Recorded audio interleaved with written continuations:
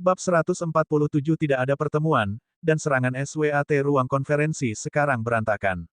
Meja panjang yang digunakan Luke dan Jimena penuh dengan lubang peluru.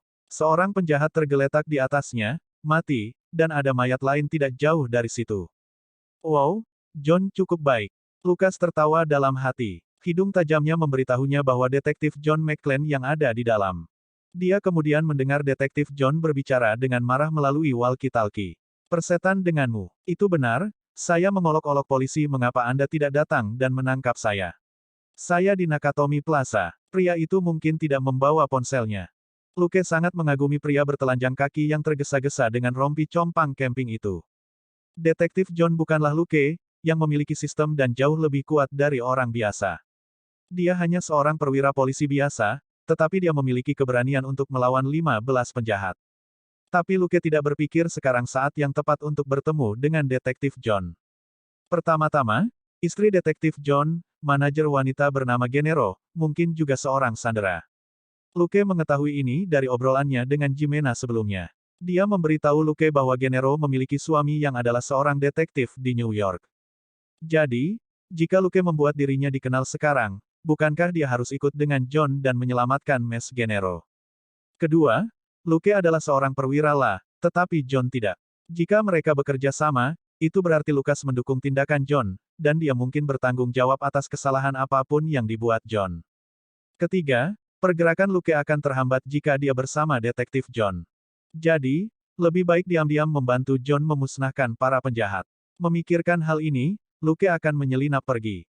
Namun, John tiba-tiba berseru dengan penuh semangat, haha. Mereka di sini, mereka akhirnya di sini. Sesaat kemudian, dia mengeluh dengan kecewa, benarkah? Hanya satu mobil polisi. Tapi dia segera bertindak. Luke mengamati detektif John dengan penuh minat, dan memuji kecerdikannya.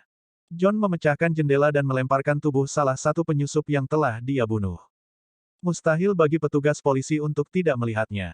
Dengan telinganya yang tajam, Luke bahkan mendengar tubuh itu menabrak mobil. Belum ada mobil yang diparkir di depan gedung tadi, jadi satu-satunya mobil yang bisa menimpa mayat itu adalah mobil polisi yang baru saja tiba. Tembakan yang intens meledak. Luke menggelengkan kepalanya, dan tahu bahwa Departemen Kepolisian pasti akan mengambil tindakan.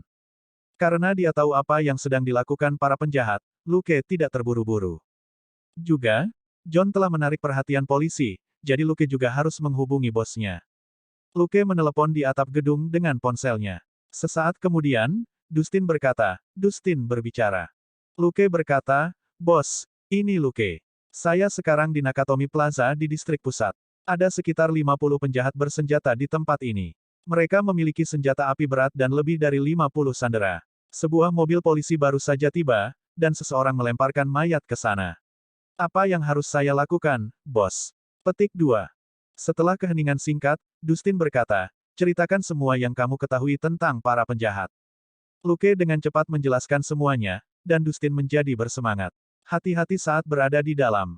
Sembunyikan dan tunggu instruksi saya. Dia kemudian menutup telepon. Luke tahu bahwa Dustin harus melapor ke direktur. Ini terjadi di distrik pusat, yang bukan wilayah Dustin. Namun, Luke berada di TKP, yang memberi Dustin kesempatan untuk campur tangan. Luke menikmati angin dingin di atap dan merasa bosan menunggu instruksi Dustin. Tiba-tiba, pintu di belakangnya berderit. Luke segera menempelkan dirinya ke dinding dan menarik napas dalam-dalam. Dia mencium bau 3 orang, dan C4. Ini adalah para profesional sejati. Luke diam-diam mengeluarkan Glock 23-nya. Ada langkah kaki tergesa-gesa, dan pintu terbuka saat 3 orang muncul di atap. Mereka sedang terburu-buru dan menurunkan penjaga mereka. Lagi pula, rekan senegaranya memburu detektif John, dan dia tidak mungkin lari ke atap. Dengan tenang, Luke membidik mereka tanpa ragu-ragu. Dia hanya berjarak 2 meter dari mereka, dan mereka tidak siap. Dia memukul mereka di belakang kepala mereka seperti anak kecil yang menembaki balon. Luke mendengarkan dengan saksama untuk memastikan tidak ada orang lain yang datang, sebelum dia memeriksa perlengkapan orang-orang yang tewas itu. Selain C4, ada detonator, tali dan kabel. Akhirnya, Luke mengambil UMP dan majalahnya. Adapun C4, dia dengan santai melemparkannya ke alun-alun di bagian bawah gedung. Jika penjahat menginginkannya, mereka bisa turun dan mengambilnya sendiri. Luke hendak turun, ketika dia melihat beberapa mobil polisi datang. Beberapa lampu sorot kemudian difokuskan pada bangunan. Dia berhenti dan melihat tim SWAT. Luke tidak tahu harus berkata apa, tim hanya memiliki 8 tentara. Ada 50 penjahat bersenjata di gedung itu, dan para petugas akan menyerang ketika mereka kalah jumlah. Tapi Luke tidak bisa berbuat apa-apa. Peringatkan mereka dengan menembakkan senjatanya. Para petugas itu tidak pengecut. Mereka hanya akan mendekati gedung lebih cepat untuk berlindung. Hubungi mereka. Tidak ada waktu. Jika tim SWAT menunggu lebih lama, mereka akan mendapatkan intelijen Dustin.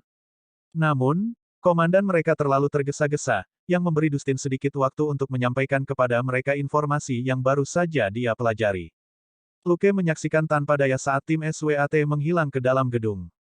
Seperti yang dia duga, tembakan intens terdengar beberapa saat kemudian, bercampur dengan jeritan. Jelas bahwa tim SWAT telah disergap. Lukas tidak tahu harus berkata apa. Dustin tidak memberinya instruksi apapun. Dia tidak bisa melakukan apa-apa.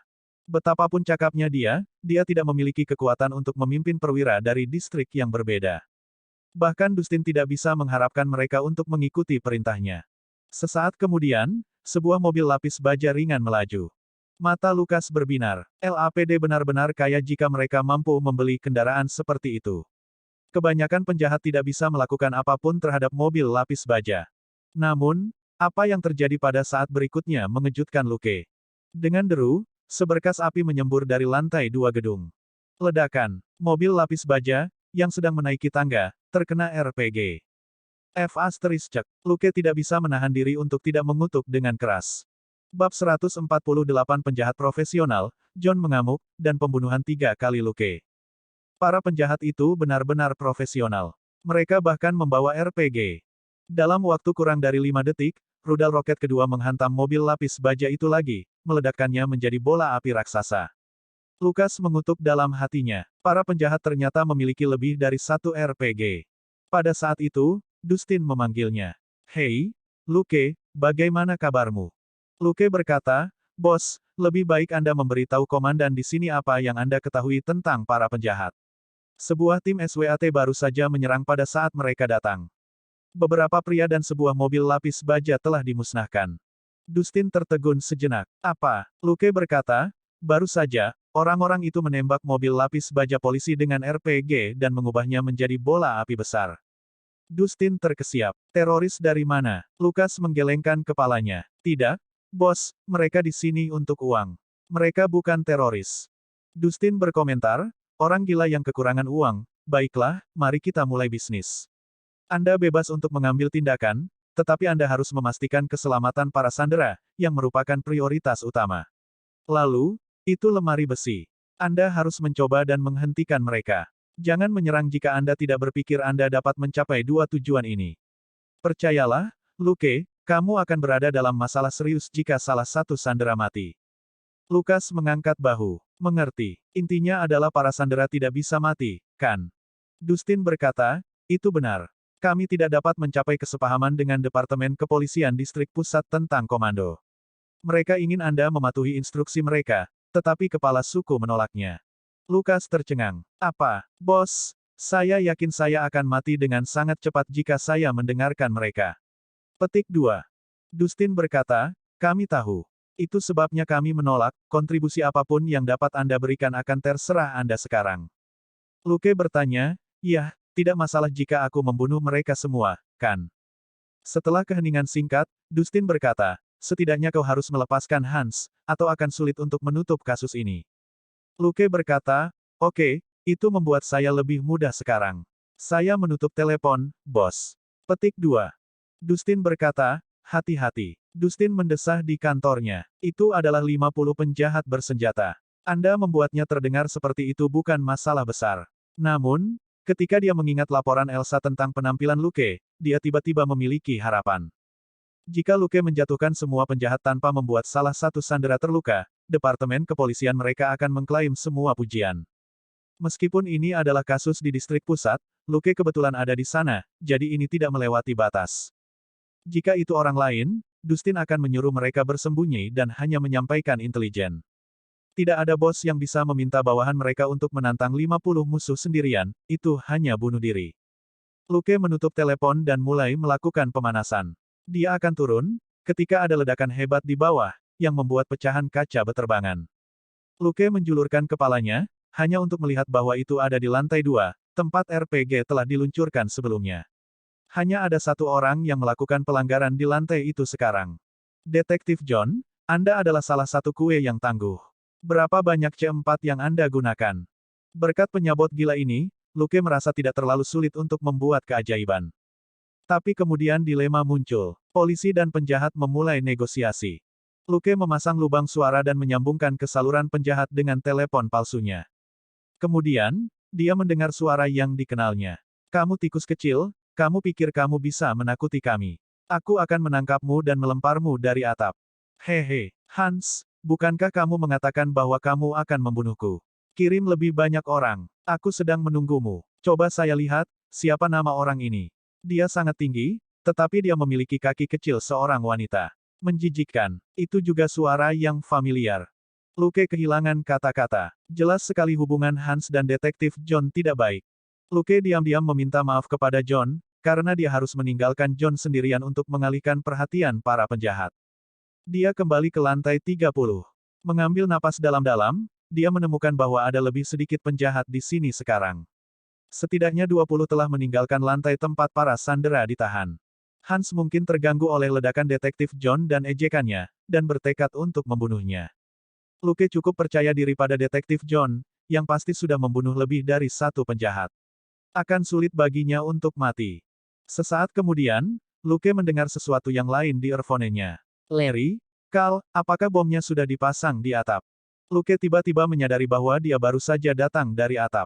Berpikir sejenak, dia menekan tombol dan berkata dengan suara rendah, "Iya." Turun dan pertahankan pintunya. FBI seharusnya sedang dalam perjalanan. Orang itu terlalu sibuk untuk menyadari sesuatu yang salah.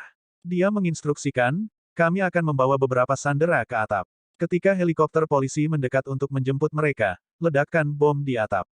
Lukas berkata, "Oke." Dia cukup terkejut. Hans tentu pantas mendapatkan hukuman mati karena berencana menggunakan warga sipil tak berdosa di dalam gedung sebagai umpan sebelum meledakkan mereka. Tapi Luke tidak menyesal tidak membunuh Hans sebelumnya, antek-anteknya mungkin akan menjadi liar jika tidak, dan mulai membunuh orang secara acak. Paling tidak, Hans tidak akan membunuh semua sandera, karena tujuannya adalah uang. Berpikir cepat, Luke kembali ke atap dan bersembunyi di langkan di atas pintu. Sesaat kemudian, lift berbunyi, dan ada langkah kaki lebih dari 10 orang. Luke menarik napas dalam-dalam dan mengunci 3 target. Satu di depan, satu di belakang, dan satu di tengah. Itu adalah cara klasik untuk mengawal sandera. Luke memegang Glock 23 yang familiar di tangan kanannya, dan M1911 yang baru saja dia dapatkan di tangan kirinya. Dia mengambil napas dalam-dalam dan menyaksikan para penjahat di depan dan tengah muncul. Pada saat itu, penjahat yang memimpin menyadari bahwa ada sesuatu yang salah ketika dia tidak melihat rekan senegaranya di atap. Dia memanggil, "Carl." Luke melompat turun. Membalik di udara, dia menggunakan Glock untuk menembak penjahat di belakang kelompok, yang hendak mundur dari pintu. Sesaat kemudian, Luke mengunci target lain dengan M1911. Bam! Penjahat di tengah ditembak di kepala. Luke mendarat dengan mantap dan menjentikkan pergelangan tangan kanannya. Glock-nya meledakkan kepala penjahat di depan. Ada keheningan sesaat, yang dengan cepat dipecahkan oleh jeritan para sandera. Luke menyimpan senjatanya dan menunjukkan lencananya pada para sandera yang berteriak. "LAPD, tolong diam. Anda akan dapat pergi ketika helikopter tiba." Petik 2. Bab 149 Malam Natal yang kekacauan. Saat dia berbicara, Luke dengan cepat menggeledah tubuh para penjahat. Dia menemukan 3 majalah M1911 dan 2 untuk UMP. Dia juga mengambil sarung dan rompi taktis dari salah satu penjahat, dan mengikat majalah yang baru saja dia jarah ke rompi. Semuanya membutuhkan waktu kurang dari 1 menit. Semua orang tercengang ketika mereka melihat perwira muda itu, yang sepertinya terlalu akrab dengan bisnis penjarahan ini. Luke mengangguk pada mereka. "Kamu akan mengungsi ketika helikopter polisi tiba di sini. Beritahu mereka untuk kembali lagi secepatnya. Aku akan membawa sisa sandera ke atap. Apakah kamu mengerti?" Semua sandera mengangguk. Luke tiba-tiba berseri-seri. Aku hampir lupa. Selamat Natal." Para sandera kehilangan kata-kata. Apakah kita terlihat gembira sama sekali? Luke, sementara itu, memasuki lift dan turun ke lantai 30. Tapi listrik padam di seluruh gedung pada saat itu. Lucas terkejut. Ini adalah pusat kota Los Angeles. Bagaimana bisa terjadi pemadaman? Dia sekarang terjebak di antara lantai 31 dan 30. Tanpa berkata-kata, Luke menerobos langit-langit lift dan memanjat keluar. Dengan cepat membuka pintu lift untuk lantai 31, Luke merangkak keluar.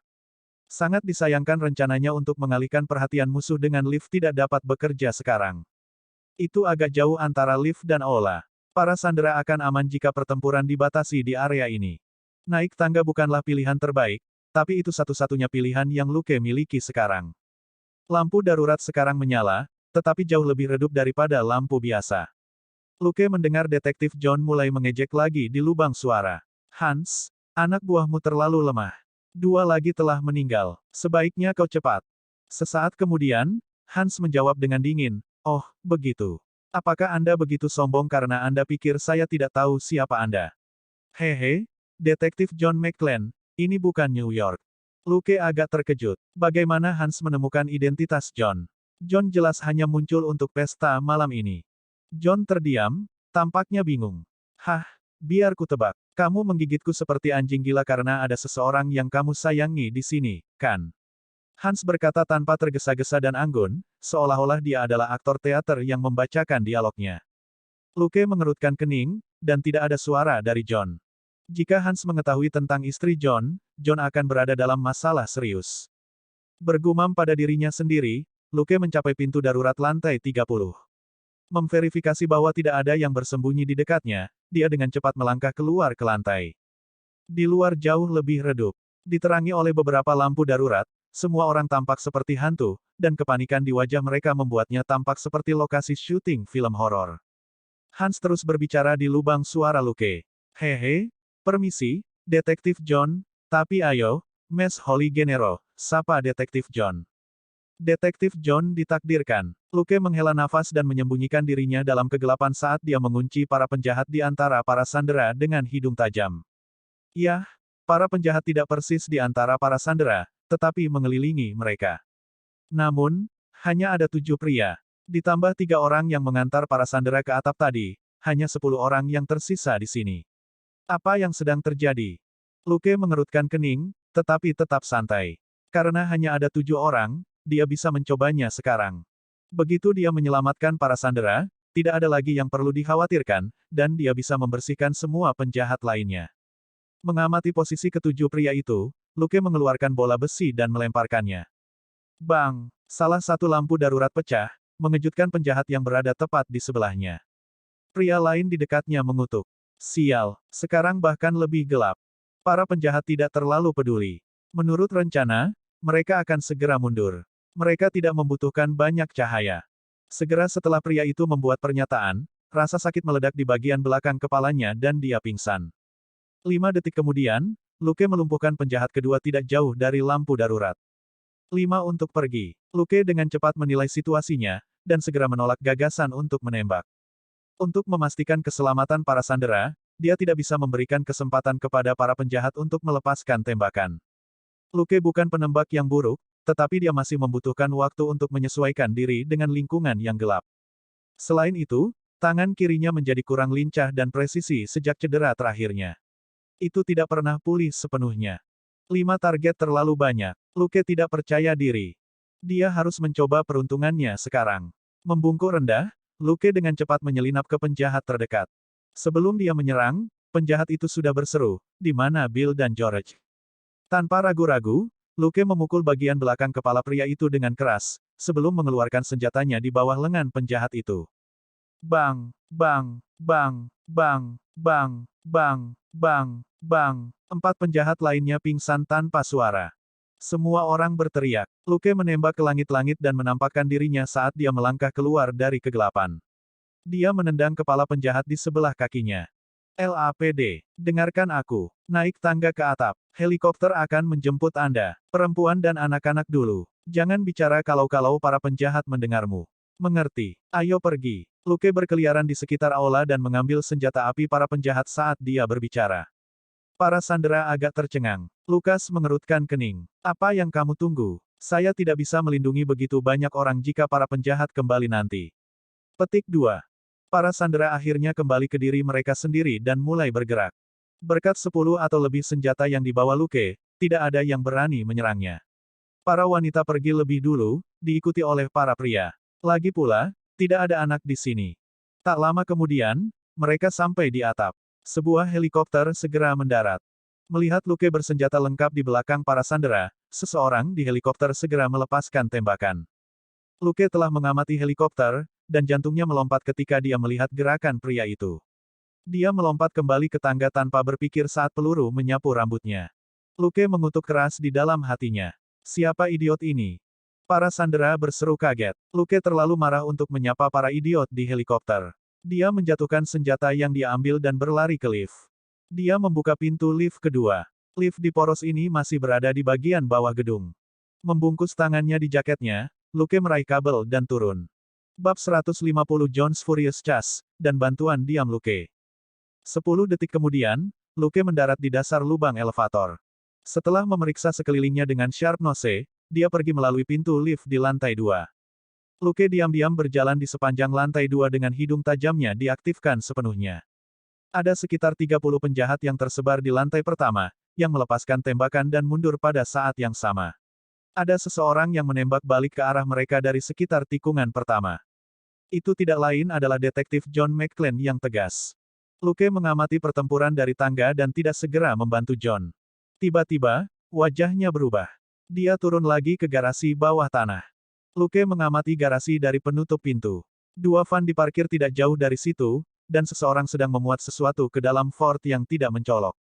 Lukas menyipitkan mata. Dia melihat Hans ada di dekat Ford, dan wanita yang bersamanya sepertinya adalah istri John, bernama Holly Gennaro atau semacamnya. Luke tidak akan mengenalinya jika dia tidak melihat fotonya di resepsionis ketika dia pertama kali tiba.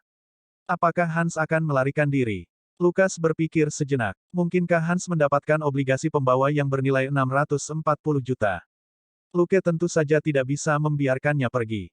Untuk satu hal, Hans adalah pelakunya malam ini. Untuk yang lain, dia melarikan diri dengan obligasi pembawa yang berharga. Mengingat pemahaman Luke tentang sistem, dia akan mendapatkan pengalaman dan pujian luar biasa karena menangkap Hans dan mengambil kembali ikatannya. Suara tembakan semakin mendekat dari lantai pertama. Luke tahu bahwa detektif John harus menyerang para penjahat seperti orang gila. Dia memanfaatkan kesempatan itu untuk mengambil tindakan. Membungkuk sedikit, Luke bergegas menuju kedua van itu. Beberapa penjahat sudah berlari ke van dari pintu keluar lain, dan detektif John mengejar mereka. Berkat gangguan detektif John, Luke berhasil berada dalam jarak 10 meter dari van. Dia berdiri di belakang pilar dan menunggu saat yang tepat. Ketika tembak menembak di pintu keluar paling sengit, Luke menarik pelatuk umpnya saat dia membidik sekitar 1,2 meter dari tanah dan menghantam van dengan rentetan. Dan, garis lurus lubang peluru yang hampir merata tertinggal di van. Tangisan dan jeritan meledak. Lukas tidak berhenti. Dia mengisi ulang umpnya dan berputar untuk menembak van lainnya. Dan, orang-orang di van kedua juga berteriak. Tembakannya ditenggelamkan oleh tembakan para penjahat karena mereka juga menggunakan UMP, jadi hanya sedikit orang yang menyadari ada yang salah. Para penjahat kehilangan ketenangan mereka. Mereka sangat kesal dengan detektif John yang sial sehingga mereka hampir muntah darah. Pria ini juga suka mengejek mereka lewat walkie-talkie. Dia telah menarik semua perhatian mereka. Itulah alasan mengapa mereka tidak tahu bahwa detektif tak terlihat lainnya sedang melakukan pembunuhan besar-besaran di alun-alun. Mereka tanpa sadar berpikir bahwa detektif John bertanggung jawab atas segalanya. Ada beberapa hal yang terasa tidak enak, seperti saat rekan-rekan mereka mati di atap dan di lantai 31 secara bersamaan. Detektif John tentu tidak bisa membagi dirinya menjadi 2. Namun, para penjahat terlalu cemas untuk benar-benar mempertimbangkan anomali. Luke dengan demikian berhasil menghindari radar dan menyergap para penjahat saat mereka mundur. Namun, dia tidak merasakan kegembiraan apapun, dia tidak akan membiarkan dirinya merasakan apapun saat dia dalam pertempuran. Setelah mengosongkan 2 magasin, Luke mengisi ulang pistolnya tanpa ragu-ragu dan membunuh para penjahat yang muncul di pintu keluar satu persatu. Dan, para penjahat berteriak dan jatuh di dekat pintu keluar saat mereka berlari. Mereka ketakutan oleh jeritan di dalam van dan tidak tahu harus pergi kemana. Sekarang, mereka tidak perlu lagi memikirkannya, karena mereka sudah mati. Sebuah mesin dinyalakan, dan terdengar derit ban karet di tanah saat Ford melesat keluar, jelas bertekad untuk melarikan diri. Lucas berhenti. Bersandar pada pilar, dia mengisi ulang senjatanya dan menembaki ban Ford. Meskipun itu bukan posisi terbaik untuk menembak, Luke memiliki UMP di tangannya. Pistolnya memiliki sedikit recoil dan cukup akurat, memungkinkan Luke meledakkan ban mobil dengan jumlah peluru yang banyak. Mungkinkah dia salah mengira itu mobil orang lain? Itu tidak mungkin. Saat itu malam Natal, dan hanya Nakatomi Corporation yang mengadakan pesta malam ini, semua perusahaan lain yang menggunakan gedung itu sedang berlibur. Ford adalah satu-satunya mobil lain yang diparkir di sebelah van di garasi bawah tanah. Luke dengan cepat berganti lokasi dan bersembunyi di balik pilar semen lain, sebelum dia dengan cepat mengisi ulang UMP-nya. Itu adalah majalah terakhirnya, tetapi Luke tidak berpikir dia akan mendapatkan kesempatan untuk menggunakannya. Di pintu keluar, seorang pria meraung, Hans Gruber. Luke mengangkat alis dan menjulurkan kepalanya. Detektif John McClane berlumuran darah, rompi putihnya sekarang compang camping abu-abu, hitam dan merah, dan celananya robek di ujungnya. Kakinya terbungkus kain, detektif itu terlatih-tatih keluar dari pintu keluar, memegang UMP. Matanya penuh amarah. Lucas tercengang. Detektif John sangat keras. Dia masih tidak akan membiarkan Hans pergi, bahkan ketika dia terluka parah. Di sisi lain, pintu Ford akhirnya terbuka, dan Hans muncul dengan seorang wanita cantik di depannya. Tidak lain adalah Holly Gennaro, istri John. Luke dengan cepat menggelengkan kepalanya. Dari percakapan yang dia dengar barusan, Luke tahu bahwa John McClane mungkin adalah pria yang bisa disanjung, tetapi tidak diancam. Semakin Anda mengancamnya, semakin sengit pembalasannya. Katakan bahwa penembakannya hanya memberi nilai 80 poin, jika seseorang menggunakan istri atau putrinya untuk mengancamnya, itu akan menjadi 100 poin, atau bahkan 120 poin, memungkinkan dia untuk meledakkan kepala siapapun. Baru saja, Detektif John menyebutkan di walkie-talkie bahwa dia telah membunuh 6 penjahat. Dia telah meledakkan orang-orang dengan RPG di lantai 2 dengan C4. Ada juga 2 penjahat di kantor CEO di atas yang penuh dengan lubang peluru. Luke akhirnya santai. Butuh waktu bagi Sharp Nose untuk sepenuhnya menyelidiki suatu lingkungan, dan Luke akhirnya memiliki garasi bawah tanah. Tidak ada lagi penjahat di belakangnya, semua orang berkerumun di sekitar 2 pintu keluar. Hans mengarahkan pistol ke kepala Holly dan berkata, jatuhkan pistolmu dan angkat tanganmu, Detektif McClane. Bab 151 Seorang profesional dalam mencuri kredit. John tersenyum sedih, tidak bisa tenang. Dia perlahan menurunkan UMP-nya dan membuangnya ke samping. Hans tersenyum. Betul sekali. Lebih baik kamu mati. Anda membunuh begitu banyak orang saya. Sekarang, pergilah ke neraka. Bang. Tiba-tiba, sesuatu terbang keluar dari belakang dan mengenai bagian belakang kepala Hans. Hans pingsan dan pingsan. Johannes tercengang. Itu terlihat seperti bola bisbol. Dia memandang Hans dengan pandangan kosong, yang tidak sadarkan diri. Sebuah bereta 92F terpampang di punggungnya, tepat dalam jangkauannya ketika dia mengangkat tangannya. Itu seharusnya menjadi langkah terakhirnya. Luke tersenyum dan berjalan keluar dari balik pilar semen. Senang sekali melihatmu baik-baik saja, Detektif John. Johannes terkejut. Kamu, apa yang membuatmu berpikir aku baik-baik saja? Saya terluka di mana-mana, saya tidak baik-baik saja sama sekali. Luke merentangkan tangannya dan berkata, maafkan aku, tapi Hans tidak bisa mati. LAPD membutuhkannya hidup-hidup untuk diinterogasi, jadi saya harus menjatuhkannya sebagai gantinya. Tiba-tiba, dia mengangkat tangannya dan menembakkan M1911-nya. Di Ford, kepala seorang pria kulit hitam jatuh ke kemudi, dan sebuah M1911 terlepas dari tangannya. Melihat McClane, yang masih linglung, Luke tidak bisa tidak mengingatkan mereka, kamu harus merawat lukamu. John tampaknya sangat kesakitan. Raut wajah Johan langsung berubah. Dia tetap berdiri selama ini melalui tekad belaka. Sekarang setelah Hans tidak sadarkan diri dan tidak ada lagi penjahat yang akan muncul, John tidak dapat menahan rasa sakit yang menyiksa lagi, dan segera jatuh. Mendukung John, Luke menopangnya untuk beristirahat di balik pilar semen agak jauh agar dia tidak tiba-tiba ditembak oleh penjahat yang mungkin masih hidup di dalam van. Holly mengikutinya. Pasangan itu akhirnya berhenti berkelahi. Luke menelepon Dustin. Bos, sudah selesai. Dustin bertanya, apa? Luke berkata, Hans Gruber, pemimpin para penjahat, telah ditangkap. Para sandera berada di atap, menunggu helikopter. Saya tidak benar-benar melakukan penghitungan kepala, tetapi kira-kira 30 penjahat terluka atau terbunuh. Petik 2. Dustin terkesiap. Belum lebih dari 1 jam sejak dia menelepon Luke, dan semuanya sudah selesai. Dia tidak bisa tidak bertanya lagi, apakah kamu yakin? Luke berpikir sejenak dan berkata, beritahu pasukan khusus untuk masuk melalui garasi bawah tanah. Saya memiliki tempat di bawah kendali. Mungkin ada lebih banyak penjahat yang bersembunyi di lantai pertama. Oh, ngomong-ngomong, mereka sepertinya membawa banyak C4. Dustin langsung setuju. Luke berpikir sejenak, lalu memperingatkannya, namun, ada masalah kecil. Dustin menjadi cemas. Apakah ada sandera yang terbunuh? Luke berkata, aku tidak tahu. Tetapi lebih dari 10 penjahat sebenarnya dibunuh oleh seorang detektif John McClane dari New York. Dia juga banyak berkontribusi pada penangkapan Hans. Dustin merasakan giginya sakit. Apa? Kenapa dia ada di sana? Luke menjawab, karena istrinya adalah manajer senior di Nakatomi Corporation, dan dia di sini untuk berlibur mengunjungi istrinya. Dustin hanya bisa mengutuk keras.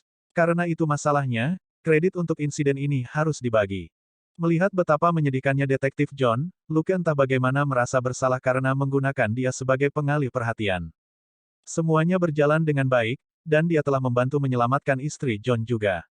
Namun, kontribusi detektif John tidak bisa diabaikan. Juga, jika John tidak ada, Luke akan diburu oleh departemennya dan departemen distrik pusat. Sekarang, jika kedua departemen ingin memperebutkan kredit, mereka harus berdebat dengan NYPD terlebih dahulu. Itu selalu lebih mudah bagi orang-orang di sisi yang sama untuk mencapai kompromi ketika mereka memiliki musuh yang sama. Lagi pula, Luke tidak tertarik pada penghargaan apapun. Apa yang dia inginkan adalah pengalaman dan penghargaan yang diberikan sistem kepadanya. Dustin bergerak sangat cepat. 10 menit kemudian, sekelompok polisi menyerbu garasi bawah tanah. Luke agak terhibur mengetahui bahwa komandan operasi ini telah mengirim pasukan yang lebih besar dari 8 regu. Luke dengan sukarela menjatuhkan semua senjatanya kecuali pistolnya sebelum mereka tiba. Para pendatang baru tidak memerintahkannya untuk berbaring di tanah seperti yang mereka lakukan sebagai tersangka. Pemimpin mereka bertanya, Luke Coulson. Luke menunjukkan kepada mereka lencananya, yang tergantung di lehernya. Kepala itu meliriknya dan memberi hormat padanya. Terima kasih atas kontribusi Anda untuk operasi ini. Sama-sama, Luke menganggukkan kepalanya sambil tersenyum. Dia dalam suasana hati yang baik. Dia mengangguk pada 2 orang di sebelahnya. Ini detektif John McClane dari NYPD. Sebaiknya kau bawa dia ke rumah sakit secepatnya. Di sebelahnya adalah istrinya, Miss Holly. Kepala pasukan khusus hanya mengangguk. Luke menepuk Ford di sebelahnya dan berkata, juga, mobil ini bernilai 640 juta. Lihat bahwa itu terlindungi dengan baik. Petik 2. Kepala tercengang. Apa? Luke menjelaskan, para penjahat itu ada di sini untuk membayar obligasi. Mereka menjarah brankas Nakatomi Corporation dan mengemas obligasi senilai 640 juta dolar ke dalam mobil ini. Jangan kehilangan mereka, atau tidak seorang pun dari kita akan mampu menanggung konsekuensinya. Petik 2. Ketua sangat menyadari apa konsekuensinya. Para penjahat dapat mencuri obligasi tersebut sebagian karena mereka telah membuat rencana yang cermat, dan sebagian lagi karena kelalaian Nakatomi Corporation. Namun, jika ikatan itu hilang lagi di bawah pengawasan polisi, banyak orang di LAPD akan kehilangan pekerjaan. Kepala pasukan khusus buru-buru menyuruh beberapa bawahannya melindungi Ford. Luke tiba-tiba teringat bahwa dia telah meninggalkan 2 orang di lantai atas. Dia berkata, saya harus naik. 2 orang penting bersembunyi di lantai atas. Kepala itu mengerutkan kening. Aku bisa meminta orang-orang kita untuk mengeluarkan mereka.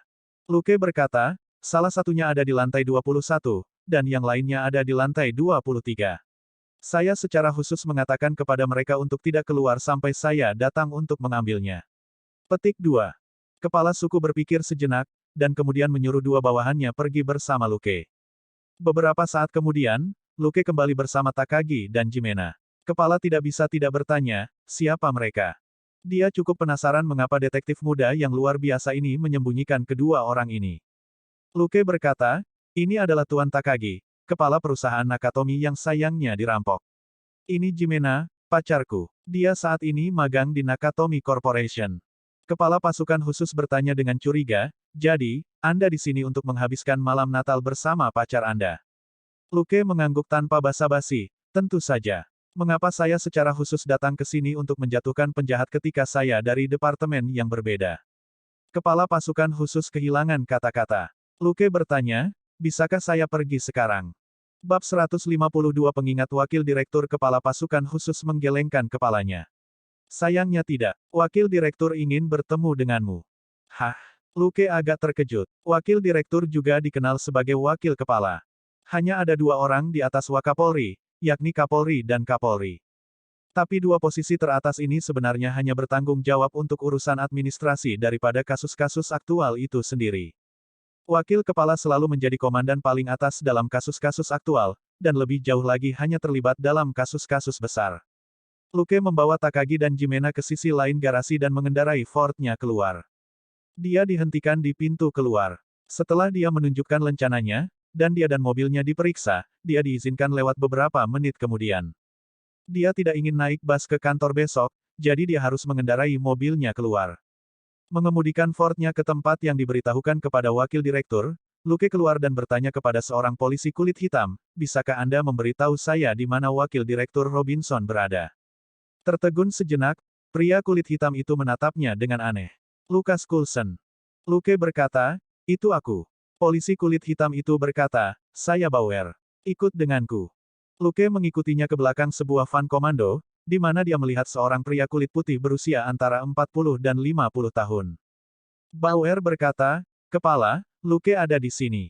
Pria kulit putih itu mengulurkan tangannya ke Luke dengan gembira. Senang bertemu denganmu, Detektif Luke Coulson. Saya Duane Robinson. Saya sangat bangga dengan apa yang telah Anda lakukan. Anda seorang perwira terhormat LAPD. Sakit. Luke memotongnya dengan canggung. Wakil Direktur Robinson, izinkan saya untuk memperkenalkan Anda. Ini Tuan Takagi, Kepala Nakatomi Corporation. Tertegun sejenak, Robinson mengulurkan tangannya. Senang bertemu denganmu, Tuan Takagi. Dia tahu bahwa Nakatomi Corporation yang telah diserang malam ini. Karena itu, dia berkata dengan tergesa-gesa, saya pasti akan menyelidiki kasus ini, yakinlah. Takagi, bagaimanapun, menggelengkan kepalanya. Sudah jelas apa yang terjadi malam ini. Robinson terkejut. Sehat? Takagi membungkuk pada Luke lagi. Terima kasih telah menyelamatkanku. Jika memungkinkan, saya berharap dapat menjamu Anda di rumah saya besok. Luke memutar bola matanya dan tersenyum. Takagi, saya yakin Anda akan sibuk dalam beberapa hari ke depan. Mengapa Anda tidak memberi saya kontak Anda, dan kita akan bicara nanti. Saat dia berbicara, dia melirik Nakatomi Plaza. Sejujurnya, Detektif John telah melakukan lebih banyak kerusakan pada gedung dengan C4 di lantai 2 daripada yang dilakukan para teroris. Nakatomi Corporation butuh beberapa saat untuk memperbaiki gedung. Takagi berpikir sejenak, dan setuju dengannya. Dia memberikan Luke kartunya dengan kedua tangan. Luke menerimanya dengan kedua tangan juga. Dia melihat bahwa itu adalah kartu pribadi yang tidak memiliki apa-apa selain nomor telepon pribadi dan nama di atasnya. Namun, sebagian besar karyawan di Nakatomi Corporation tidak mengetahui nomor ini sama sekali. Luke berterima kasih padanya sambil tersenyum dan melihat dia berbicara dengan Robinson. Segera, sebuah limusin datang untuk menjemput Pak Takagi. Luke kemudian berkata kepada Robinson lagi, Chief, pacarku ketakutan dengan semua yang terjadi. Bolehkah aku mengantarnya pulang dulu? Robinson segera mengerti maksud Luke. Dia berkata, tidak apa-apa. Anda akan bebas untuk pergi sebentar lagi. Namun, Anda harus melapor ke markas besok pagi. Petik 2. Memberi isyarat dengan halus, Robinson membawa Luke ke sudut. Luke, LAPD yang menyelesaikan seluruh kasus ini, mengerti. Lucas bingung. Tapi bagaimana dengan Detektif John McClane? Robinson tidak menganggapnya sebagai masalah besar. Itu antara kita dan NYPD, tapi FBI bukan bagian dari ini, oke. Lucas terkejut. FBI. Di mana mereka? Robinson menyeringai. Di helikopter. Luke tiba-tiba mengutuk, membuat Robinson cukup terkejut. Luke berkata dengan marah, ketika saya membawa para sandera ke atap, orang-orang di helikopter menembak saya dan hampir membunuh saya. Agen-agen FBI itu sama sekali tidak berhati-hati atau profesional. Robinson sangat senang. Setelah mengalami hal seperti itu, Luke tidak akan mengatakan hal baik tentang FBI sama sekali. Robinson menepuk bahunya dengan puas. Itu saja. Selamat istirahat malam ini dengan pacarmu. Nada suaranya berubah licik. Lucas tertawa. Iya Pak. Robinson tertawa dan menyuruhnya pergi. Luke memberi hormat padanya dan membawa Jimena ke mobilnya. Mereka tidak kembali ke asrama Jimena, di mana teman sekamarnya akan mendengar mereka jika mereka membuat keributan, apalagi hanya memiliki kamar mandi bersama. Luke memutuskan untuk pergi ke hotel. Karena dia tidak menggunakan banyak uang dari Sergei, Luke hanya membawa Jimena ke Beverly Hills Hotel dan memesan suite mewah seharga $800 semalam. Mereka saling tersenyum. Bersama-sama, mereka menjelajah kamar mandi, jendela kaca, meja, sofa, dan tempat tidur yang sangat nyaman. Keesokan paginya, Luke dibangunkan oleh teleponnya. Dia mengangkat telepon dan mendengar suara Dustin. "Kamu ada di mana?" Selina mengatakan bahwa kamu tidak di rumah. Petik 2. Luke berkata, "Aku pergi dengan pacarku tadi malam." Berhenti sejenak, Dustin berkata tanpa daya, "Apakah kamu tahu jam berapa sekarang?" Markas baru saja menelepon. "Saya perlu membawa Anda ke sana untuk penyelidikan kasus tadi malam." Petik 2. Lukas menguap. "Hah? Jam berapa?" Dustin berkata, "Ini jam 9:10. Berapa lama lagi kamu berencana untuk tidur?" Luke tidak bisa berlama-lama lagi. "Baik, saya akan berada di departemen dalam 30 menit." Petik 2. Dustin berkata, "Kamu hanya punya 20." Dia kemudian menutup telepon. Lukas mendengus. "Kamu bertingkah sangat baik ketika kamu meminta bantuanku, tetapi kamu menyanyikan lagu yang berbeda sekarang ketika aku tidak lagi dibutuhkan." Di sisi lain, Jimena masih tertidur lelap di tempat tidur. Luke memanggilnya, hanya untuk menemukan bahwa dia tidak bisa membangunkannya. Dia hanya bisa mencuci muka dan menggosok gigi terlebih dahulu. Setelah selesai, dia meninggalkan $1.000 dan sebuah catatan di meja nakas di bawah ponsel Jimena. Dia kemudian meninggalkan ruangan dalam suasana hati yang baik. Dia memberitahu resepsionis bahwa tidak ada yang mengetuk pintu sampai tengah hari, sebelum dia akhirnya pergi bekerja. Apa yang terjadi selanjutnya cukup membosankan. Dustin membawanya ke Park Center, yang merupakan markas LAPD. Duane Robinson, yang dia temui tadi malam, juga ada di sana, dan bahkan menjabat tangannya sambil tersenyum. Namun, wakil direktur tampak jauh lebih pendiam hari ini. Bab 153 Kebodohan dalam persaingan untuk kredit. Luke tidak terganggu. Dia tidak pernah menganggap serius kemesraan orang-orang besar, karena itu hanya perilaku rutin bagi mereka hampir sepanjang waktu, dan sama sekali bukan perasaan mereka yang sebenarnya. Namun, interogasi berikutnya cukup menarik. Ia diperiksa oleh dua pihak, yakni FBI dan LAPD. Yang menarik adalah FBI mencoba membuktikan bahwa Luke tidak memainkan peran penting, sementara pertanyaan LAPD menyoroti kontribusinya. Misalnya, orang-orang FBI akan bertanya, "Mengapa Anda membiarkan para sandera mengamuk sampai orang-orang kami menyelamatkan mereka, bukannya melindungi para sandera sampai mereka pergi dengan selamat?" Kemudian, LAPD akan langsung bertanya, "Setelah mengantar para sandera ke atap, apa yang memaksa Anda untuk meninggalkan mereka untuk kembali ke bawah dan menjatuhkan para penjahat, yang pada akhirnya memastikan keselamatan para sandera?" Sebagian besar waktu, Luke hanya menikmati pertunjukan yang sebenarnya merupakan pertengkaran yang didandani sebagai penyelidikan. Ketika ditanya, dia akan menjawab untuk mendukung LAPD. FBI sama sekali tidak berkontribusi pada kasus tadi malam, dan hampir menembak Luke. Sekarang Luke memikirkannya, FBI bahkan mungkin secara tidak langsung banyak membantu para penjahat. Dia hanya mengatakan yang sebenarnya tentang apa yang dia lakukan tadi malam, dan sedikit melebih-lebihkan kontribusi John McClane. Misalnya, dia mengklaim bahwa dia dan detektif John menghabisi 20 penjahat terakhir bersama-sama, yang lebih masuk akal. Dia memuji detektif John karena detektif John yang terakhir meledakkan lantai 2 gedung tadi malam, yang akan membutuhkan banyak uang untuk memperbaikinya. Jadi, John pasti akan dihukum jika kontribusinya dalam kasus ini dianggap di bawah standar. Lagi pula, dia adalah seorang perwira dari New York, dan tidak memiliki kekuatan penegakan hukum di Los Angeles. Luke tidak yakin apakah Nakatomi Corporation akan menghargai apa yang telah dilakukan John. Bukankah mengerikan jika John harus membayar kerusakan yang ditimbulkannya? Istri John menghasilkan banyak uang, jadi dia mungkin mampu membelinya, tetapi selama dia bisa membenarkan tindakannya, dia tidak perlu membayar sepeser pun. Dan melalui semua itu, FBI masih tidak memiliki bagian di dalamnya. Detektif John berasal dari NYPD, bukan FBI. Luke menjadi tidak sabar ketika agen FBI membombardirnya dengan pertanyaan lagi. Salah satu dari mereka bertanya lagi, "Bagaimana Anda membunuh para penjahat itu? Bisakah Anda memberitahu kami sekali lagi?" Petik 2. Luke mengetuk meja dan berkata, "Aku sudah memberitahumu 2 kali. Jangan pertanyakan kemampuanku. Agen itu bersikeras, kami hanya mencoba mengonfirmasi. Lukas melambaikan tangannya. Jika Anda memiliki izin, baca file rahasia Anda pada saya. September lalu, saya bekerja dengan tim FBI di Shackelford di Texas dan membunuh 13 gangster bersenjata Meksiko, yang diverifikasi oleh FBI. Selanjutnya, saya membunuh 19 dan melukai 12 penjahat bersenjata di jalan raya antara Queens dan Nassau bulan lalu.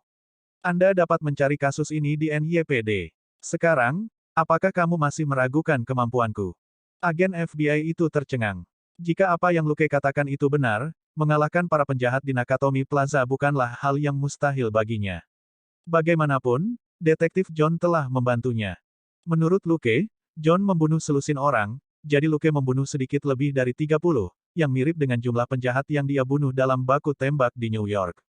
Mengingat bahwa ada preseden, tidak mungkin bagi FBI untuk berargumen bahwa Luke tidak mampu melakukan apa yang telah dia lakukan.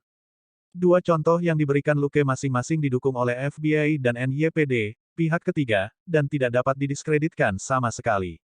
Setelah counter Luke, agen FBI akhirnya menyerah. Salah satu agen meninggalkan ruangan dan berbicara dengan kepala mereka, dan agen FBI kehilangan minat untuk menanyai Luke setelah itu. Mereka akhirnya menarik file Luke dari sistem FBI saat itu, dan itu berisi semua detailnya. Perwira muda ini baru berusia 18 tahun, tetapi telah memecahkan beberapa kasus besar dan berbahaya setelah hanya setengah tahun bekerja sebagai petugas polisi. Diperkirakan dia telah melukai atau membunuh sekitar 100 penjahat dalam waktu setengah tahun. Lebih jauh lagi, hampir semua penjahat ini bergerak berkelompok ketika Luke menghabisi mereka. Bahkan satu regu FBI yang beranggotakan 10 orang hampir tidak akan mampu mencapai prestasi yang sama, apalagi seorang detektif. Luke mampu, dan dia tidak memiliki peringkat yang sangat tinggi. Dia sama sekali tidak takut pada FBI. Jadi, FBI hanya bisa menyerah pada gagasan untuk memaksa Luke, dan berbicara dengan pimpinan LAPD sebagai gantinya, berharap mendapatkan sesuatu dari kasus tadi malam. Luke dan John telah membunuh sebagian besar penjahat sebelum agen-agen FBI tiba, tetapi akan terlalu memalukan bagi agen-agen FBI untuk melaporkan bahwa mereka tidak melakukan apapun kecuali membawa para sandera pergi. Luke bebas pergi setelah itu.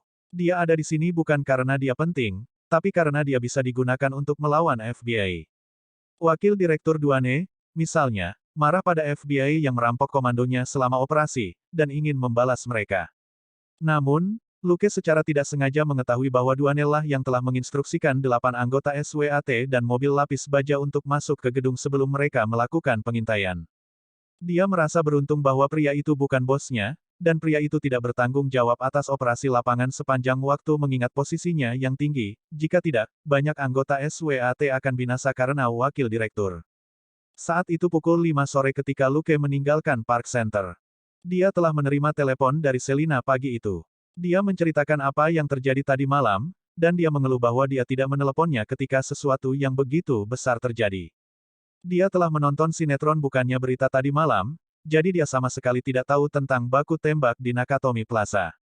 Jimena juga menelepon Luke dan memberitahunya bahwa dia masih mengantri di kantor polisi untuk memberikan pernyataannya, dan tidak ada yang tahu kapan dia bisa pergi.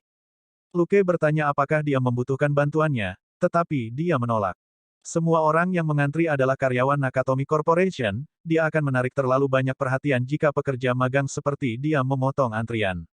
Mereka harus membatalkan rencana mereka untuk malam itu. Jimena memberitahu Luke untuk tidak menunggunya, karena seorang rekan kerja akan mengirimnya pulang. Dustin membawa Luke ke Park Center pagi itu dengan mobilnya, jadi Luke hanya bisa naik taksi kembali ke kantor polisi sebelum dia pulang dengan mobilnya sendiri. Bab 154 menenangkan Selina. Luke entah bagaimana merasa santai saat melihat Selina menonton TV dengan malas di sofa. Melihat betapa nyamannya hidupnya membuatnya merasa bahwa hidupnya sendiri sama nyamannya. Itulah yang Luke pikirkan dalam hatinya. Selina, di sisi lain, meliriknya dan tidak mengatakan apa-apa. Luke menyapanya dan pergi mencari makanan di lemari es. Sesaat kemudian, dia berseru, "Selina, mana daging sapinya? Ayam panggang, dan kuenya?" Luke punya banyak alasan untuk terkejut, karena semua makanan telah disiapkan untuk 2 orang. Tapi itu semua hilang. Karena curiga, Luke menghampiri Selina dan mengamatinya dengan cermat sejenak. Akhirnya, dia tidak tahan lagi, dan mengangkat kemejanya di atas perutnya. Selina berteriak dengan marah, Apa yang kamu lakukan, brengsek? Luke memandangi perutnya yang membuncit, kehilangan kata-kata. Kamu tidak akan memberitahuku bahwa kamu 3 bulan hanya dalam 1 hari, kan? Selina mengalihkan pandangannya. Kamu bilang kamu tidak akan kembali, jadi kupikir aku tidak perlu meninggalkan makanan untukmu. Lukas memegangi kepalanya. Apakah kamu tidak merasa kenyang? Selina berkata tanpa basa-basi, itu sebabnya aku tidak ingin pindah sekarang. Luke kehilangan kata-kata. Baiklah, tunggu di sini. Mengambil dompetnya, dia pergi ke supermarket Cina, dan membeli beberapa barang. Setelah dia kembali, dia memasak sepanci sup di dapur, dan kemudian mengeluarkan secangkir itu. Minum ini. Selina tidak menunjukkan niat untuk bergerak. Tidak punya pilihan lain, Luke hanya bisa memegangi kepalanya dan memberinya sup. Saat dia mencicipi sup, dia menjadi bersemangat. Wah, enak sekali. Manis dan asam. Apa yang kamu masukkan ke dalam? Luke berkata, itu terbuat dari hawthorn, bayberry merah, dan gula. Ini bisa membantu pencernaan. Selina berkata, beri aku cangkir lagi. Luke berkata, ada 1 cangkir lagi di dapur. Minumlah 1 jam kemudian. Selina langsung kecewa. Kenapa kamu tidak membuat lebih banyak? Lukas marah. Agar kamu bisa makan lebih banyak setelah kamu mencerna semua yang ada di perutmu. Selin tertawa. Itu hanya karena kamu pergi bermain-main dengan Jimena. Aku terlalu bosan untuk melakukan apapun selain makan. Luke berkata, aku hanya bermain-main sekali dalam setengah tahun terakhir. Jika saya adalah orang lain, orang akan berpikir bahwa saya gay. Selina mendengus. Kamu tidak berusaha cukup keras. Anda pulang ke rumah setelah bekerja setiap hari. Aku belum pernah melihatmu memukul seorang gadis. Luke berkata, aku pulang setelah bekerja karena aku harus membuatkan makanan untukmu. Apakah Anda mengeluh tentang itu? Petik 2. Saat dia berbicara, dia mengulurkan tangannya dan meletakkan telapak tangannya di perutnya, sebelum dia mulai menggosoknya perlahan searah jarum jam.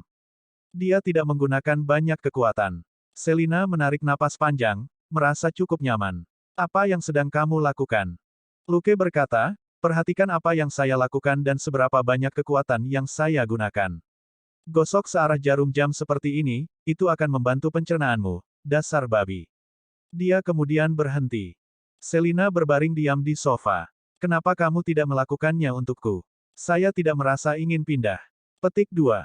Luke berkata, kamu tidak ingin bergerak karena kamu terlalu kenyang. Dia mencuci tangannya dan membuat makanan untuk dirinya sendiri di dapur. Karena Selina telah melahap makan malamnya, dia harus membuat lebih banyak makanan. Untungnya, dia telah membeli banyak bahan beberapa hari yang lalu untuk liburan. Ada banyak daging sapi dan ayam yang diasinkan. Dia dengan cepat menggoreng daging sapi dan membuat sandwich untuk dirinya sendiri, yang kemudian dia nikmati dengan segelas susu. Selina tidak mencuri makanannya kali ini. Sepertinya dia benar-benar kenyang. Dia berbaring di sofa dan mengusap perutnya yang sedikit membuncit dengan tangan kanannya sementara dia mengganti saluran TV dengan remote di tangan kirinya. Dia kemudian beralih ke saluran berita yang meliput kejadian tadi malam di Nakatomi Plaza. Pembawa acara TV berbicara dengan penuh semangat. Segera, tandu yang ditutupi kain putih muncul di kamera. Salah satu pembawa acara TV mengatakan, sejauh yang kami tahu, polisi dan tim perampok terlibat dalam baku tembak sengit di Nakatomi Plaza tadi malam.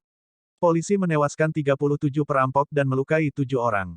3 petugas polisi tewas, dan 7 lainnya luka-luka. Salah satu sandera terbunuh. Luke melakukan beberapa perhitungan. 2 petugas polisi berada di dalam mobil lapis baja, dan 8 anggota SWAT menyerbu ke dalam gedung. Jadi, semua korban ada di pihak polisi. Luke tidak ingin melihat terlalu banyak korban di pihak LAPD, terutama jika itu disebabkan oleh perintah bodoh orang lain. Selina bersemangat dan memanggil, sayang, dengan suara termanis. Luke tahu dia menginginkan sesuatu. Katakan saja apa yang kamu inginkan. Selina bertanya, berapa banyak orang yang kamu bunuh? Luke menghitung sebentar, tetapi menggelengkan kepalanya. Saya tidak yakin. Saya yakin saya telah membunuh 11 orang dan melukai 4 orang, tetapi saya tidak tahu berapa banyak lagi yang saya bunuh. Selina merasa itu aneh. Kamu tidak tahu. Dia tahu bahwa Luke memiliki penglihatan dan pendengaran yang baik. Lukas mengangkat bahu. Saya menembak 2 van dengan UMP. Saya tidak tahu berapa banyak perampok di dalamnya. Mungkin lebih dari 20, kurasa. Selina sangat bersemangat. Kamu bisa melakukannya. Aku akan mencobanya lain kali. Lukas memutar matanya. Saya tidak bisa melakukannya tanpa John McClane. Mereka tidak akan semua mundur ke Van jika mereka tahu bahwa mereka berhadapan dengan lebih dari satu lawan. Selina merenung dalam-dalam. Oh begitu. Jadi, kita harus bersembunyi selama misi, lalu melompat keluar di akhir untuk mengklaim kredit. Petik 2. Luke berpikir sejenak, lalu menganggukkan kepalanya. Betul sekali. Kemungkinan besar Anda akan terbunuh jika Anda menyerang di depan. Petik 2. Pada saat itu, komentar berita melanjutkan, perampok ini berpura-pura menjadi teroris dan menuntut agar pemerintah Amerika membebaskan 7 anggota Tentara Pembebasan Nasional Irlandia, 6 Macan Pembebasan Tamil Elam, dan 3 Fajar Asia. Namun, ini segera ditemukan sebagai tipu muslihat. Asian Dawn tidak ada sama sekali, dan ditemukan oleh surat kabar kelas 3. Target sebenarnya para perampok adalah obligasi pembawa senilai 640 juta di brankas Nakatomi Corporation. Mulut Selina menganga. Wow, itu banyak uang. Tiba-tiba, dia memutar matanya. Apakah itu berarti kamu akan mendapatkan hadiah uang tunai lagi? Luke mengangguk dan berkata, mungkin, tergantung pada Nakatomi Corporation. Dan bahkan jika Nakatomi Corporation tidak mau memberiku satu, Departemen Kepolisian kita harus memberiku sesuatu, kan? Bab 155 Hadiah Kecil Takagi. Luke sebenarnya tidak mengharapkan hadiah dari Takagi, bahkan jika Takagi telah memberikan kartunya kepada Luke dan memanggilnya penyelamatnya. Dia tahu betul seperti apa orang Jepang itu. Orang-orang di negara ini sederhana, dapat dipercaya, sopan, dan hormat, dan sangat mementingkan hierarki sosial. Namun, mereka juga memiliki potensi untuk membalikkan apapun yang berdiri di atas mereka, dan mungkin akan mengamuk dan berubah menjadi binatang buas yang haus darah yang tidak terikat oleh kode etik apapun. Mereka juga mencatat perbuatan mereka dan mewariskannya sebagai cerita dari generasi ke generasi. Mereka adalah orang-orang yang sangat rumit dan kontroversial. Jadi, Luke tidak berharap banyak dari Takagi. Sementara pria itu membungkuk padanya, itu mungkin karena kebiasaan sopan, dan tidak berarti bahwa dia benar-benar memikirkan Luke. Tiba-tiba, Takagi muncul di kamera. Kami akan mentransfer obligasi dan meningkatkan langkah-langkah keamanan lemari besi kami. Saya ingin menunjukkan, bagaimanapun, bahwa sistem tenaga di Los Angeles sangat buruk. Pemadaman listrik di distrik pusat adalah alasan mengapa para perampok mampu mengatasi langkah perlindungan elektromagnetik terakhir dari lemari besi itu. Kami akan menuntut pemasok listrik kami. Luke dan Selina saling memandang dengan bingung. Setelah sekian lama, Luke akhirnya berkomentar, jadi begitulah cara para perampok membuka brankas. Saya bertanya-tanya bagaimana mereka membukanya tanpa mendapatkan kode dari Takagi. Dia juga tahu bahwa itu adalah ide FBI untuk memutus aliran listrik, karena hampir tidak mungkin bagi orang biasa, yang bahkan tidak tahu di mana pusat listrik itu, untuk melakukannya. Hanya FBI atau polisi yang bisa memaksa pemasok listrik untuk mematikan listrik. Setelah Luke memberitahunya apa yang dilakukan FBI, Selina tertawa terbahak-bahak. Apakah mereka harus membayar ganti rugi? LAPD mengangkat bahu. LAPD memiliki saya, dan McLean memiliki istrinya, jadi siapa yang bisa disalahkan oleh Nakatomi Corporation dalam kasus ini, kecuali FBI, yang hampir tidak berkontribusi apa-apa. Dia tahu mengapa FBI tidak bersahabat dengannya. Mereka telah membuat banyak kesalahan dan tidak membantu sama sekali. Ada kemungkinan bahwa siapapun yang bertanggung jawab atas kasus ini akan diturunkan pangkatnya.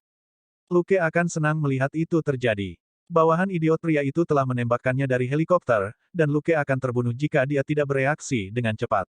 Sudah bagus baginya untuk tidak meminta maaf atau kompensasi dari FBI. Luke mengobrol dengan Selina sebentar sebelum mereka masing-masing mandi dan pergi tidur. Keesokan harinya, Catherine menelepon Luke untuk memberitahunya bahwa mereka akan pergi ke Los Angeles pada hari berikutnya. Luke tentu saja senang dengan kunjungan keluarganya. Dia berjanji bahwa dia akan menanggung tiket pesawat dan biaya akomodasi mereka. Selina juga senang. Robert juga seperti keluarga baginya, karena dia memulai pekerjaannya di bawah komandonya sejak awal. Selina menawarkan diri untuk menjemput keluarga Luke di bandara, dan mencarikan hotel untuk mereka. Itu membuat segalanya lebih mudah bagi Luke karena Selina bersedia membantu. Mereka harus bertugas dalam beberapa hari, jadi mereka bisa bergantian menemani keluarga Luke. Saat Luke membuat rencana untuk liburan, teleponnya berdering dengan panggilan dari Dustin. Apa yang kamu lakukan pada Takagi? Dia mengatakan bahwa dia akan memberimu $1 juta sebagai hadiah pribadi. Lukas terkejut. Apa? Dustin tersenyum. Itu benar, hadiah pribadi darinya, bukan dari Nakatomi Corporation. Kau akan menjadi jutawan, Luke. Lukas mengerutkan kening. Dia tidak suka suara itu. Berpikir sejenak, dia bertanya, apa yang akan departemen kita dapatkan? Dustin berkata, Nakatomi Corporation bersedia menyumbangkan $500.000 ke departemen kami untuk meningkatkan peralatan kami, seperti walkie-talkie untuk para petugas. Luke kehilangan kata-kata. Apakah Nakatomi Corporation mengejek polisi? Detektif John telah memberitahu polisi apa yang sedang terjadi dengan melemparkan tubuh salah satu perampok keluar jendela alih-alih menghubungi mereka melalui walkie-talkie. Sebelum itu, operator telah memperlakukan panggilan bantuan John di saluran darurat walkie-talkie sebagai panggilan lelucon, dan dengan cepat mengabaikannya. Jika bukan karena Luke dan John, banyak sandera akan mati, dan banyak orang di LAPD akan dihukum karenanya, termasuk operatornya. Tentu saja, operator darurat Amerika terkenal tidak dapat diandalkan. Itu mungkin karena terlalu banyak orang yang menyebut 911 sebagai lark, yang tak terhindarkan membuat operator menganggap beberapa panggilan darurat nyata sebagai lelucon praktis. Setelah keheningan singkat, Luke bertanya, "Bos, apa saran Anda?"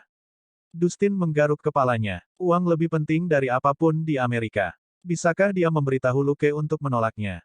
Tapi jika Luke menerimanya, itu seperti tamparan keras bagi LAPD.